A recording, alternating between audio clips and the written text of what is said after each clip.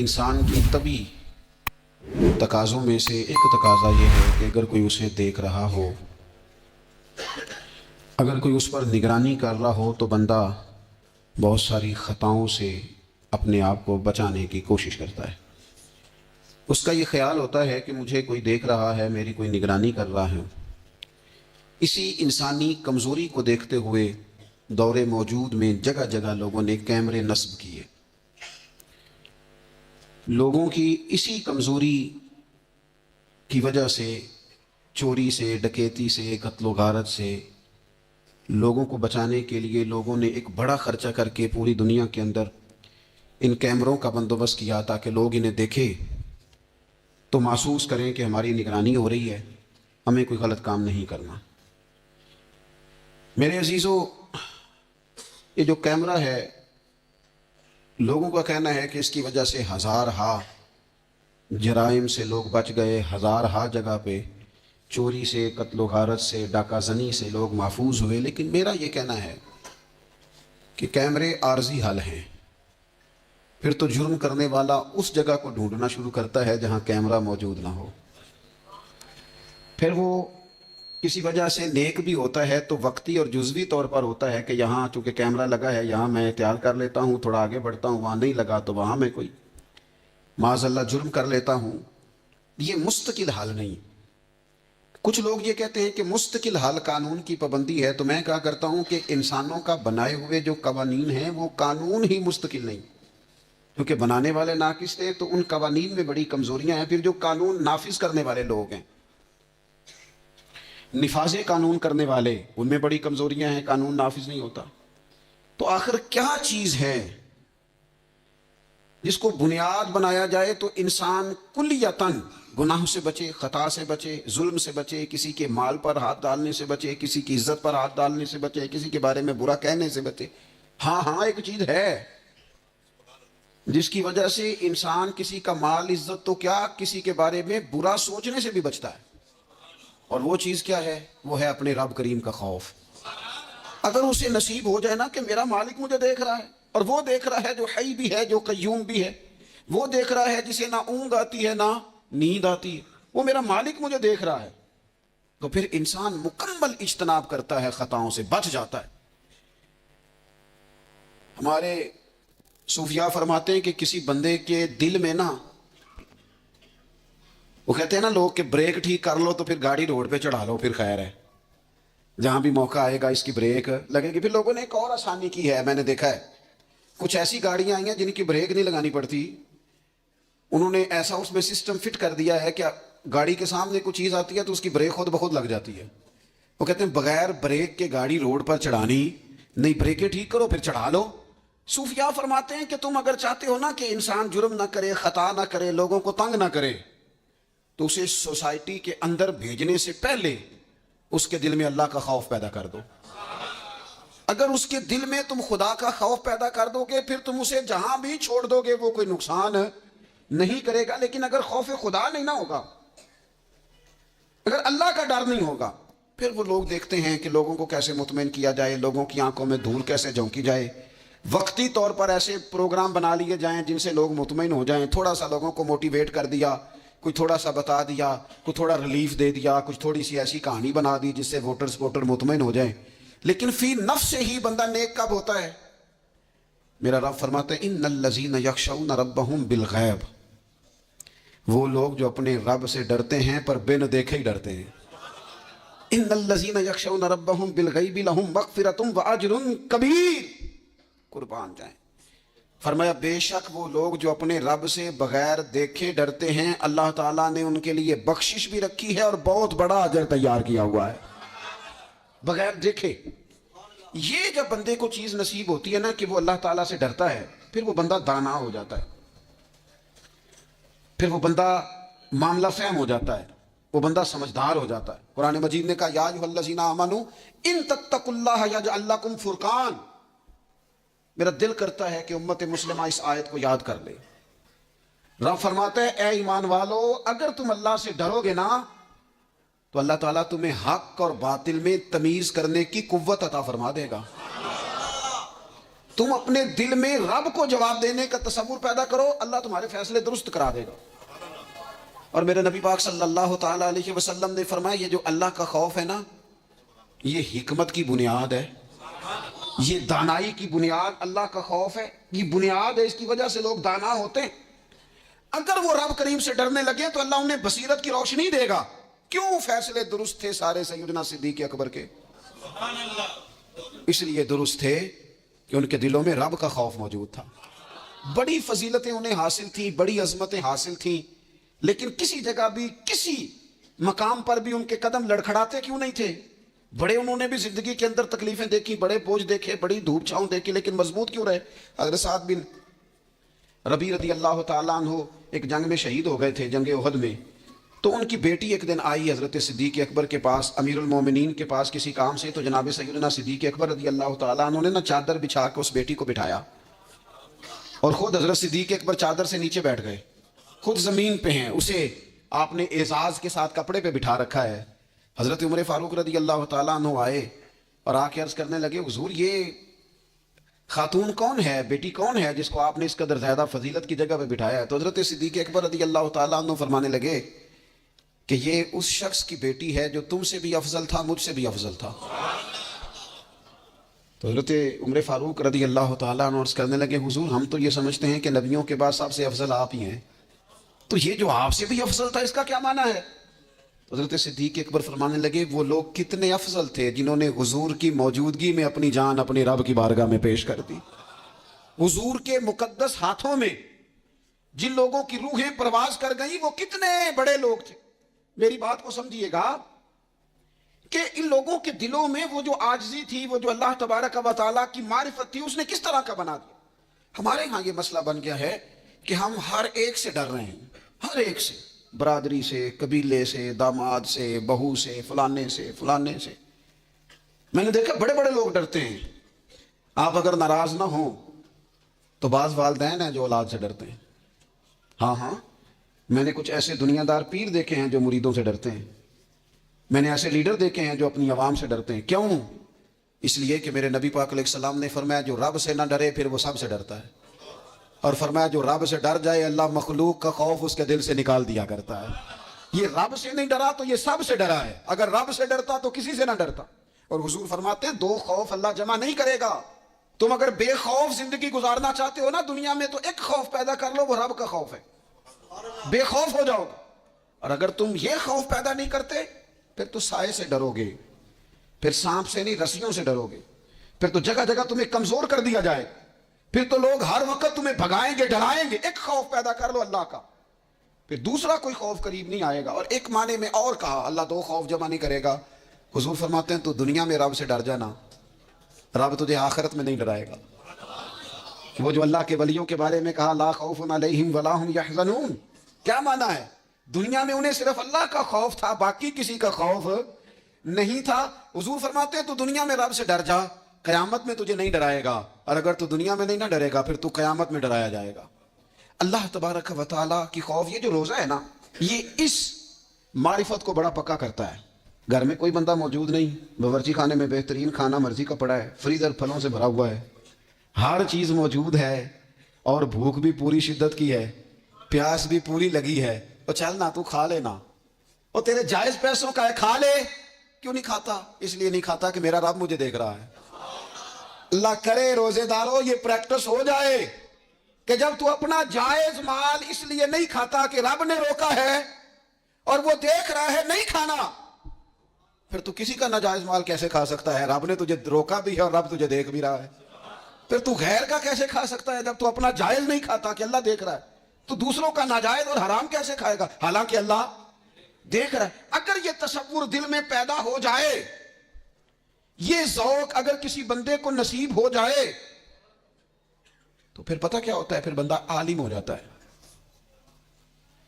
حضور علیہ الصلوۃ والسلام نے ارشاد فرمایا اگر تم اللہ تعالیٰ سے اس طرح ڈرو نا جس طرح ڈرنے کا حق ہے، تو تم ایسا علم جان لو گے کہ جہالت ہی ساری ختم ہو جائے گی۔ خوف خدا اگر پیدا ہو گیا تو اللہ تعالیٰ تمہیں علم بھی عطا کر دے گا، تمہیں معرفت کا نور ملے گا۔ یہ ہے وہ علم لدنی جو انسان کو پھر اللہ کی عطا سے مل جاتا ہے. فرمایا اگر اللہ سے ڈرو گے تو رب ایسا علم تمہیں دے گا کہ جہالت ختم ہو جائے گی.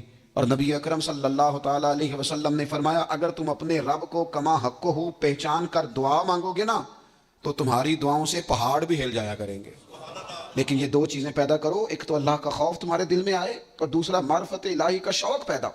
اگر طبیعت کے اندر یہ چیزیں پیدا ہو جائیں, خوف خدا نصیب ہو جائے اور صحیح معنوں میں نصیب ہو.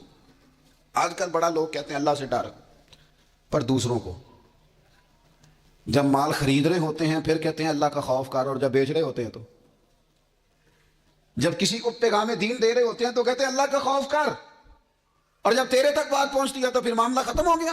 میں ذمہ داری سے کہتا ہوں یہ جو کچھ ہمارے ہاں ہوتا ہے نا, عوام سے ڈر کے, عالمی میڈیا سے ڈر کے, قوم سے ڈر کے, اس سے آدھے کام بھی اگر رب سے ڈر کے کرے تو قوم کا بھی بھلا ہو جائے گا, لوگوں کا بھی نفع ہو جائے گا. اگر آدھا کام بھی ڈر کے کیا جائے, کچھ تھوڑا سا اپنے دل میں خشیت, اللہ کا خوف. جن لوگوں کا یہ تصور بن گیا تھا نا کہ رب کے سامنے کھڑے ہونا ہے, منہ دکھانا ہے مالک کو, جن کا یہ تصور بن گیا تھا بچ گئے تھے. ہم دنیا میں جینے کے لیے سارا کچھ کرتے ہیں, رب رسول کو منہ دکھانے کے لیے نہیں کرتے. جن کا یہ تصور بن جاتا ہے نا تو رب کہتا ہے وَلِمَنْ خَافَ مَقَامَ رَبِّهِ جَنَّتَانِ, فرمایا جو میرے سامنے کھڑے ہونے سے ڈرے گا میں اسے 2 جنتیں عطا کروں گا. وہ سمجھ جائے, اس کے لیے 2 جنتیں ہو جائیں گی. نبی پاک علیہ السلام نے فرمایا تیری آنکھ سے اگر اتنا آنسو نکل گیا نا اللہ کے خوف سے, جتنا مکھی اور مچھر کا پار ہوتا ہے, بڑا روتے ہیں لوگ, میں نے روتے دیکھے ہیں, دولت کے لیے, دنیا کے لیے, دوستوں کی بے وفائی پر, اپنے بچوں کی نافرمانی پر, پیسے نہیں ہیں تو رو پڑے, فلانے نے مجھے تنگ کیا تو رو پڑے. لوگوں کے لیے روتے ہیں, انسانوں کے لیے روتے ہیں, رب کے لیے رو کے دیکھ کتنا رونا ہے. حضور فرمانے لگے جتنا مکھی اور مچھر کا پر ہوتا ہے نا, اگر اتنے آنسو رب کے خوف سے تیری آنکھ سے نکل گئے تو حضور فرماتے ہیں جس طرح بھینس کے تھنوں سے نکلا ہوا دودھ دوبارہ تھنوں میں نہیں نہ جاتا, اگر کوئی اتنا بھی رو پڑا جتنا مکھی اور مچھر کا پر ہوتا ہے تو اس بندے کو اللہ دوزخ میں داخل نہیں کرے گا. شرط کیا ہے؟ اللہ کے خوف سے, رب کے خالصتاً اللہ کے خوف سے. اور تھا لوگوں کو اللہ کا خوف, رب کے سامنے کھڑا ہونا ہے تو ڈرتے تھے. حضرت عمر کا جب آخری وقت آیا تھا تو اپنے بیٹے سے کہا تھا مجھے اٹھا کے زمین پہ رکھ دو, میں اپنی پیشانی زمین پہ رکھ کے اپنے رب سے معافی مانگوں. حضرت عثمان غنی جیسے لوگ جب قبر کو دیکھ لیتے تھے تو پھر تڑپ کے ان کی ساری داڑھی آنسوؤں سے بھر جاتی. حضرت مولا علی شیر خدا رضی اللہ تعالیٰ عنہ نماز کی نیت باندھنے لگتے تو وجود کانپتا, راشا طاری ہو جاتا. علی آپ تو شیر ہیں میدانوں کے, ہزاروں لاکھوں تلواروں کے بیچ کبھی نہیں لڑکھڑائے, لیکن یہاں رب کی بارگاہ میں آتے کانپ کیوں گئے؟ تو فرمانے لگے تمہیں پتہ نہیں کس کی بارگاہ میں حاضر ہونے لگا.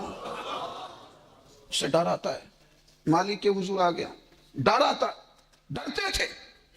میرے نبی پاک علیہ السلام نے فرمایا اللہ کا خوف یہ دانائی ہے, یہ حکمت ہے. اور صحیح بخاری میں لفظ ہیں, نبی پاک صلی اللہ تعالیٰ علیہ وسلم نے فرمایا ایک شخص تھا, بخاری مسلم میں موجود ہے, ایک بندہ تھا, اسے نا بڑا ڈر آتا تھا کہ رب جب سوال پوچھے گا تو میں نے کیا جواب دینے ہیں. اور ہمیں ہمارے نبی پاک علیہ السلام نے فرمایا بھی ہے, حضور نے فرمایا رب تم سے نا 5 سوال پوچھے گا قیامت کے دن اپنے سامنے کھڑا کر کے. ساری تیاری لائق بچے بھی جب کر لیتے ہیں نا پیپر دینے کی, ذہین بچے ساری تیاری کر کے نا تو کمرہ امتحان میں جاتے ہوئے پھر بھی ڈرتے ہیں اور کہتے ہیں حضرت صاحب دعا کرنا میرا پیپر ہے. بچہ لائق بھی ہے, محنتی بھی ہے, تیاری بھی, لیکن ڈر آتا ہے. ڈر آتا تھا جب پیپر سٹارٹ ہوتے تھے نا تو کئی قسم کی ایکٹیویٹیز چھوڑ دی جاتی تھی, کھیل چھوڑ دیے جاتے تھے. میں نے دیکھا ہے بچے نمازیں شروع کر دیتے تھے, ڈر آتا ہے کہیں پیپر میں کمی نہ کوئی رہ جائے. دنیا کے پیپر کے بارے میں یہ معاملہ ہے, اور جب صبح قیامت سوال جواب کیے جائیں. حضور فرماتے 5 سوال رب پوچھے گا تم سے قیامت میں. سب سے پہلی بات, میں نے تمہیں عمر دی تھی کہاں گزاری تم نے؟ ضائع کر دیا ٹائم سارا, ادھر ادھر بھاگتے آتے جاتے مال کماتے. اور پھر عمر میں ایک بہترین حصہ جوانی ہے. حضور فرماتے ایک سوال یہ ہوگا, دوسرا جوانی کہاں گزاری, اور تیسرا سوال پوچھا جائے گا بتاؤ مال کہاں سے کمایا, ذرائع کیا تھے, جائز طریقہ اختیار کیا کہ ناجائز. اور چوتھا سوال یہ ہوگا یہ بتاؤ تم نے خرچ کہاں کیا. اللہ نے اپنے فضل سے دیے تھے پیسے، تم نے ناجائز جگہ پہ تو نہیں لگا دیے؟ اور پانچواں سوال یہ ہوگا کہ جو تمہیں پتا تھا، جو تم جانتے تھے، جس کا تمہیں علم تھا، جس کا تمہیں شعور تھا، بتاؤ تم نے اپنے علم پر عمل کتنا کیا؟ میرے عزیز، یہ 5 سوال نبی پاک علیہ السلام فرماتے ہیں۔ ایک بندہ تھا جو بڑا ڈرتا تھا رب کی بارگاہ میں کھڑا ہونے سے، اتنا ڈرتا تھا کہ خوف طاری ہو گیا، اس پر خشیت پیدا ہو گئی۔ اس نے اپنے بچوں سے کہا جب میں مر جاؤں نا، یہ صحیح حدیث میں موجود ہے، جب میں مر جاؤں نا تو مجھے جلا دینا، اور پھر اگر میرے وجود کا کچھ حصہ بچ جائے تو اسے پیس دینا، پھر اسے ہوا میں اڑا دینا، مجھے ختم کر دینا۔ میں اپنے رب کی بارگاہ میں کھڑا ہو کے سوالوں کا جواب نہیں دے سکتا۔ پتا تے سارا ہے نا سردار نو کیتیاں دا، من نانم کے من دانب، جو اعمال کیے ہیں اس کی خبر تو ہے نا، باقیوں کو شک ہے کہ اس میں گناہ کیا ہوگا، پر ہمیں اپنا تو پک ہے نا، پتا تو سارا ہے نا۔ کہا میں نہیں کھڑا ہو سکتا اس کے حضور، مجھے جلا دینا، میری راکھ بھی بہا دینا، اڑا دینا ہواؤں میں۔ نبی پاک علیہ السلام فرماتے بندہ تھا سچا، یہ کام اس نے کیا اللہ سے ڈر کے۔ کریم محبوب علیہ السلام فرمانے لگے اللہ تعالیٰ نا قیامت کے دن ذرات کو حکم دے گا کہ اس کے وجود کے ذرے جمع کرو، اس کا وجود جمع کیا جائے گا۔ جس رب نے پہلے بنایا ہے وہ دوبارہ بنانے پر بھی قادر ہے۔ اس کے ذرات کو جمع کر کے گوشت پوشت دے کے وجود دے کے کھڑا کر کے اللہ پوچھے گا بتا یہ کام کرنے کا تجھے کس نے کہا؟ عرض کرے گا مالک میں ڈر گیا تھا نا، تیری بارگاہ میں کھڑا ہوں سوالوں کے جواب دوں، یہ کام مشکل تھا، میں ڈر گیا۔ تو نبی پاک صلی اللہ تعالی علیہ وسلم فرمانے لگے، رب فرمائے گا فرشتو یہ میرا بندہ نہ سچ کہتا ہے، یہ واقعی مجھ سے ڈر گیا تھا، گواہ ہو جاؤ میں نے اس کے لیے جنت کا فیصلہ کر دیا۔ اپنی طبیعت میں، اپنے مزاج میں، اور یہ خوف خدا گھر سے شروع کریں۔ بیوی سے گفتگو کرتے بھی اللہ سے ڈریں، ماں باپ کے حقوق ادا کرتے بھی اللہ سے ڈریں۔ اگر اللہ نے آپ کو وسعت دی ہے، بہن بھائی کمزور رہ گئے ہیں تو اللہ سے ڈریں اس مسئلے میں۔ اگر اللہ تعالیٰ نے آپ کو کسی شخص کے اوپر حاکم بنایا ہے، کوئی آپ کا ملازم ہے، کسی شخص کو آپ کے پاس ڈیوٹی کرنا پڑتی ہے تو اس کے بارے میں اللہ سے ڈرے۔ میرے نبی پاک علیہ السلام نے اپنے ظاہری وصال کے وقت جو وصیتیں فرمائی تھی، فرمایا تھا عورتوں کے بارے میں رب سے ڈرنا، اپنے غلاموں کے بارے میں، ملازمین کے بارے میں رب سے ڈرنا، اور آپ کے پاس میرے پاس جو امانتیں ہیں ان امانتوں کے بارے میں رب سے ڈرے۔ اور ہمارے پاس جو دین کی امانت آئی ہے، ہمیں جو نبی پاک کا امتی بنایا گیا ہے، ہمیں جو کہا گیا ہے کہ تم رسول اللہ صلی اللہ علیہ وسلم کے اعلیٰ اخلاق پہ عمل کرنا، تو ڈرو نہ اس بات سے۔ اتنے عظیم رسول کے امتی ہو کر ہمارے حالات کیا ہیں، ہماری کیفیات کیا ہیں؟ آپ یقین کریں زندگی گزر گئی لوگوں کی روتے پر، دنیا داری کے لیے، گھر کے حالات کے لیے، اپنی عزت کے لیے۔ کاش کبھی رب کے لیے بھی روئے ہوتے، کبھی اس کے خوف میں روئے ہوتے۔ نبی پاک علیہ السلام کے صحابہ پر نہ خوف طاری تھا اللہ کا، اور وہ خوف غلبہ کرتا تھا، باتوں میں نہیں، تقریروں میں نہیں، نشستن گفتن برخاستن نہیں، لوگوں کو دکھانے بتانے کے لیے نہیں، اپنے دنیاوی معاملات کو بہتر کرنے کے لیے نہیں، بلکہ رب کا خوف ان لوگوں پر طاری ہوتا تھا۔ اللہ کے محبوب علیہ السلام نے نا آیہ مقدسہ تلاوت کی، یا ایھا الذین آمنوا قوا انفسکم واہلیکم نارا وقودھا الناس والحجارہ، اے ایمان والو خود بھی دوزخ کی آگ سے بچو اور اپنے گھر والوں کو بھی بچاؤ، اور اس آگ سے بچو جس کا ایندھن آدمی اور پتھر ہیں۔ تو ایک نوجوان صحابی نے سنا تو وہ ڈر گئے، کانپ گئے، اتنا ڈرے کہ کانپ کر بے ہوش ہو گئے قرآن پاک سن کر۔ حضور علیہ السلام نے ان کے دل پر ہاتھ رکھا تو دل دھڑک رہا تھا۔ حضور فرمانے لگے پڑھنا کلمہ لا الہ الا اللہ محمد رسول اللہ صلی اللہ تعالیٰ علیہ وسلم۔ صحابہ نے عرض کی یا رسول اللہ صلی اللہ علیہ وسلم جی ہم سے سبقت لے گیا۔ حضور فرمانے لگے یہ رب سے ڈرا ہے، رب نے اس کے لیے جنت کا فیصلہ فرما دیا۔ جب انسان کبھی رو پڑے نا اللہ کے، میں آپ سے عرض کروں رونا بھی بڑا ضروری ہے۔ قرآن کہتا ہے فَلْيَضْحَكُوا قَلِيلًا وَلْيَبْكُوا كَثِيرًا، زیادہ رویا کرو، تھوڑا سا کرو۔ زیادہ ہنسنے سے دل مردہ ہوتے ہیں، تھوڑا سا نا۔ کبھی تنہائی میں بیٹھ کے اپنے رب کو کسی نے کہا تھا کہ الجھے ہوئے لوگوں سے گریزاں نہ ہوا کر، اور حالات کی قبروں کے یہ کتبے بھی پڑھا کر، ہر وقت کا ہنسنا تجھے برباد نہ کر دے۔ تنہائی کے لمحے ہوں تو کبھی رو بھی لیا کر، کبھی اکیلے میں نا رونا بھی چاہیے۔ یہ جو رونا ہوتا ہے نا، رونا دل دی میل گواوے، نالے وچھڑے یار ملاوے۔ کبھی نہ بندے کو رونا۔ حضرت سعدی شرازی نہ سخی بڑے تھے، تو قرضہ اٹھا اٹھا کے بھی سخاوت کرتے تھے۔ ایک دن سارے لوگ آ کے بیٹھ گئے, بابا ہمارے پیسے دے. وہ سارے لوگ آ کے جمع ہو گئے, انہوں نے کہا بابا پیسے تو وہ سارے پیسے مانگ رہے ہیں. تو حضرت سعدی شیرازی کہہ رہے ہیں یار انہیں کھلایا کچھ نہیں, کبھی ان کو کچھ کھانے مہمان آئے نا. ایک نوجوان چھوٹا سا لڑکا وہ کچھ بیچ رہا تھا, بیچتا بیچتا آ گیا حضرت سعدی کے پاس. آ کے اس نے کہا بندے زیادہ جمع ہو تو لوگ وہاں سٹال نہیں لگا لیتے, چلو دکان. وہ آگے آ کے اس نے کہا کچھ لینا ہے؟ فرمانے لگے لینا ہے, یہ میرے جتنے مہمان بیٹھے ہیں ان کو کھلا دو. اس نے وہ سارا کھلا دیا. کہنے لگا پیسے؟ تو فرمانے لگے بیٹھ جا تو بھی, یہ بھی سارے پیسے لینے آئے ہیں, ان کو ملیں گے تجھے بھی ملیں گے.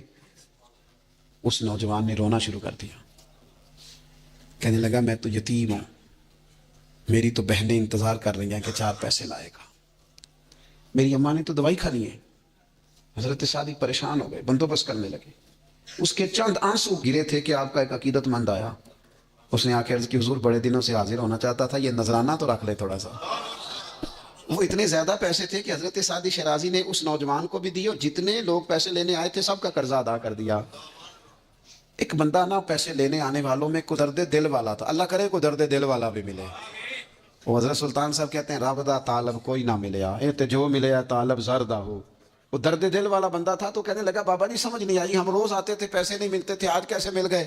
تو حضرت فرمانے لگے میل اس لیے گئے ہیں کہ تم میں رونے والا کوئی نہیں تھا نا. رونے والا ایک بھی ہو تو باقیوں کا بھی کام بن جائے. ایک ہو نا جس کی آنکھوں میں آنسو ہوں, کوئی یار کے لیے روئے, کوئی محبوب کے لیے روئے, کوئی حضور کے مدینے کے لیے روئے, کوئی بیت اللہ کی حاضری کے لیے روئے, کوئی اس لیے روئے کہ رب راضی ہو جائے, کوئی اس لیے روئے کہ وہ کرم نوازی کر دے, کوئی اس لیے روئے کہ وہ مجھ سے حساب نہ مانگ لے. اگر طبیعت میں یہ بات, نبی پاک صلی اللہ تعالیٰ علیہ وآلہ وسلم تقریر فرما رہے تھے, حضور گفتگو کر رہے تھے, محفل میں بیٹھے ہوئے صحابہ میں سے ایک بندہ رو پڑا. اللہ کے پیارے رسول صلی اللہ تعالیٰ علیہ وسلم نے اس ایک شخص کے رونے پر ارشاد فرمایا, اگر آج تمہارے درمیان وہ تمام مومن موجود ہوتے جن کے گناہ پہاڑوں کے برابر ہیں, تو اللہ تعالیٰ اس بندے کے رونے کی برکت سے سب کے گناہوں کو معاف فرما دیتا. حضور فرمانے لگے یہ رویا ہے نا, تو فرشتوں نے رب کی بارگاہ میں دعا کی ہے, مالک اس کی وجہ سے نا دوسروں کو بھی معافی عطا فرما دے, اس کی شفاعت قبول کر لے دوسروں کی. میرے دوستو اپنے دل کو خشیت والا کریں. دل نہ سخت ہو گئے ہمارے, کیسے نرم ہوں گے؟ قرآن پاک پڑھنے سے. دل کیسے نرم ہوں گے؟ اللہ کا ذکر کرنے سے. دل کیسے نرم ہوں گے؟ قبرستان جانے سے, اپنوں کی قبریں دیکھنے سے. دل کیسے نرم ہوں گے؟ کبھی ہسپتال کا چکر لگا کے آؤ, دیکھو طبیعت کیسے نرم ہوتی ہے. دل کیسے نرم ہوگا؟ کسی کے دکھ کو دکھ سمجھنے سے. دل کیسے نرم ہوگا؟ اللہ کی مخلوق سے محبت کرنے سے. دل کیسے نرم ہوگا؟ تنہائی میں رب کی بارگاہ میں رونے سے. دل کیسے نرم ہوگا؟ خالص اللہ کی رضا سے کسی کی خدمت کرنے سے. دل کیسے نرم ہوگا؟ یتیم کے سر پہ ہاتھ پھیرنے سے. دل کیسے نرم ہوگا؟ جب ہم اپنے مالک کی بارگاہ میں بیٹھ کے لمبی دعائیں مانگیں گے. دلوں کو نرم کرنے کی طرف لاؤ, اللہ کا خوف خشیت اپنی طبیعت میں پیدا کرو. اس سے پہلے کہ تندرست جسم بیمار ہونے لگے. ڈاکٹر کہتے ہیں پتہ ہی نہیں چل رہا, رپورٹیں تو ٹھیک ہیں ساری, سمجھ نہیں آ رہی. ہمارے ہاتھوں سے کئی لوگ نکل گئے, کوئی پتہ نہیں چلا. دیر کے بعد خیال آیا کہ صبح بتایا تھا ڈاکٹر نے کہ تو لاہور چلا جا, یہ کبھی رات کو بتا دیتا نا. ہاتھوں سے نکل گئے بڑے لوگ, بڑی چیزیں نکل گئیں. ہماری تیاری ہے سب کی, وہاں جانے سے کسی کو مفر نہیں اور کسی کو مکر نہیں. جانا ہے اپنی زندگی کے اندر خشیت الہی. کچھ کام فقط اس لیے چھوڑ دیں, کوئی ہمیں روکنے والا نہیں, ٹوکنے والا نہیں, منع کرنے والا نہیں, دیکھنے والا نہیں, اس لیے چھوڑ دو کہ میرا رب نہ ناراض ہو جائے. کسی کی ہمیں مجبوری نہیں, کسی کی ہمیں پابندی نہیں, کوئی کسی کی طاقت نہیں ہمیں کہہ سکے, لیکن کچھ کام فقط اس لیے شروع کر دو کہ میرا اللہ راضی ہو جائے, میرے محبوب پاک اس سے خوش ہو جائیں.